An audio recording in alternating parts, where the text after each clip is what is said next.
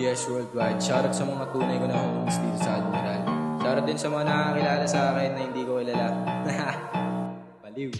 Dami mo sinulat, di ka pa namulat. Pag ikaw ay nawala, kinabukas ang tawag sa'yo snitch. Hindi pwede sa bilog, feeling mga rich. Kami na sa HK, pinapaikot pera. Pagkatapos ay sibat na, lipat na sa Grove Street. Making dough para sa aming bread, hindi pwede gutom mga aking mga homies. Shoutout sa mga tunay ko na mga homies. Sa isang hood, pag narinig ang Ace, you know where all the good.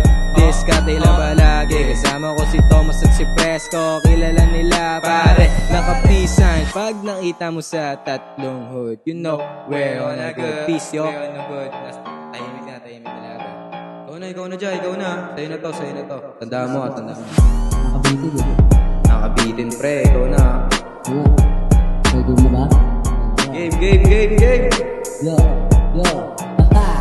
Iba na ang aking laro, kaya huwag magpakampante. Kung isipin mong mabuti, para kang inaatake. Palaliman, patisilan at ako'y umaabate. Mapagangsta o pag-ibig ang aking nilalagare. Parang makina ang utak, di lang puro gasolina. Respeto kada hood, di na kailangan ng gera.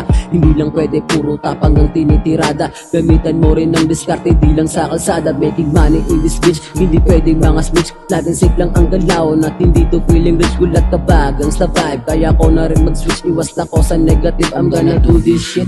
Damn shit, kung may pera na hindi lang puro tambay. Pera ang pinapadami at hindi mga kaaway. Parang veterano lang at laging sumasabay. Subok lang ako ng subok kahit na merong sablay. Nakabase lang ako sa kung anong meron ako. Alam kong may iba dyan at ako ay idolo. Salamat sa tunay, mananatili lang kalmado to. At habang buhay maririnig duwang pangalan ko. Haha.